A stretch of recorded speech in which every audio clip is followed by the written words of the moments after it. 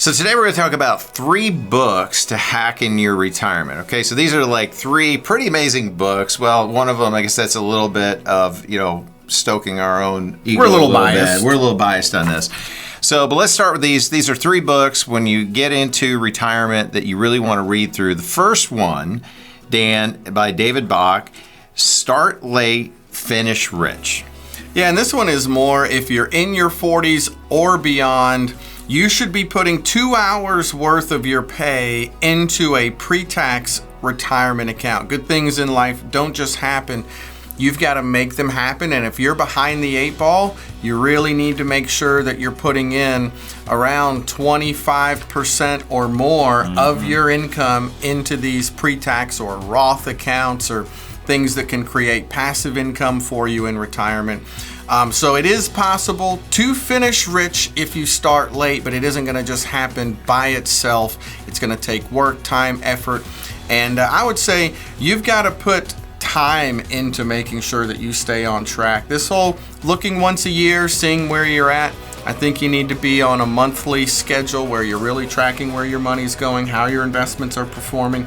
It's possible, but again, if you start late, you're going to have to pay the price through the amount you're contributing and the amount of time you spend on your plan. Yeah, absolutely. So number 2, let's talk about this one, The Power of Zero, which is by David McKnight. Now, this is full of very specific advice and strategies for essentially tax efficiencies with your money. And I will tell you that I believe that forward-looking tax planning, our firm talks about this all the time, Dan, is so critical to your future, depending on how you feel about taxes. If you're in the minority of people that believe that taxes are only going to go up in the top 5%, you're wrong. In my opinion, we've got a $31.5 trillion, that's trillion dollar debt that's climbing every day. If you do the simple math on that, taxes are going to go up on everyone. In fact, there's General David Walker, who's a former comptroller for the United States government, served both Democrat and Republican administrations.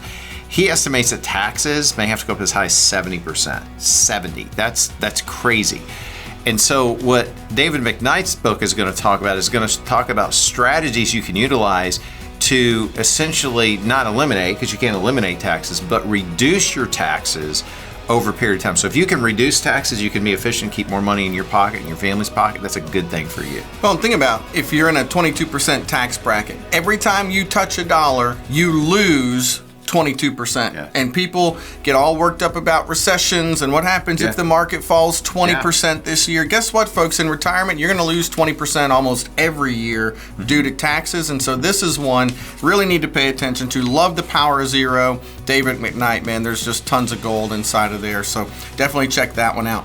Before we get to our 3rd book, we'd like to offer you a free copy of our book as well. It's called Money Enough for Life. Pete Benson and John Maxon wrote this book, and we've continued to update it.